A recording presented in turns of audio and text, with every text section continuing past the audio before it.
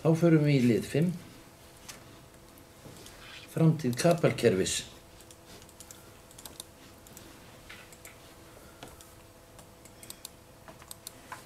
Vilt þú gera grein fyrir því, Ágúst? Já.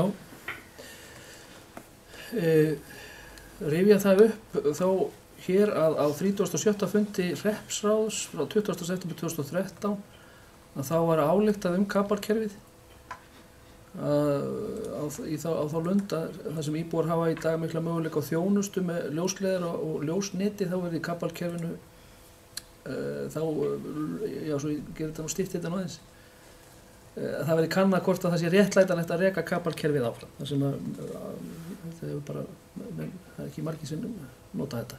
Nú síðan hefur það gerst frá því að þetta var nú ákveðið að núna í árslok síðasta þá voru 28 notendur skráðir og heildartekjur út frá því eru þá 330.000 á ári, en kostnaðurinn er þó nokkur við að halda þessu úti.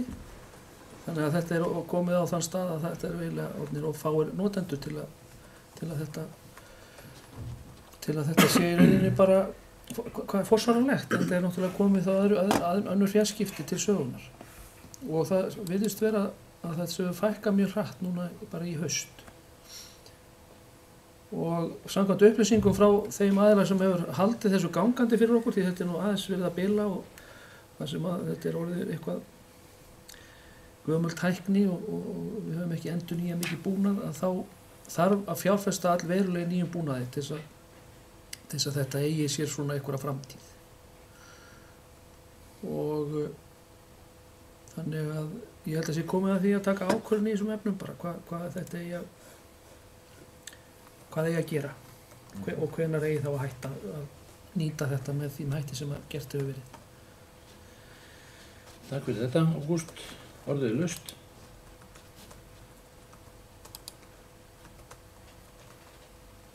Enginn kveður sér ljós. Það er fyrirliggjandi tillaga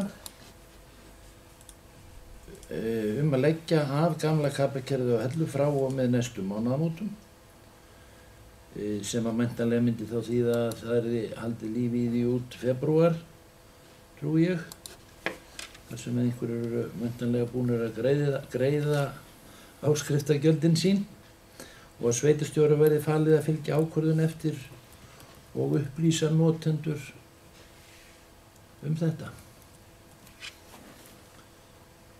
Þeir sem að geta samþykkt þetta, gefa merki. Sigríður. Já, bara kannski upplýsa notendur aðra möguleika fyrirmeila, er það ekki þannig eða? Það verður það eitthvað starf annars?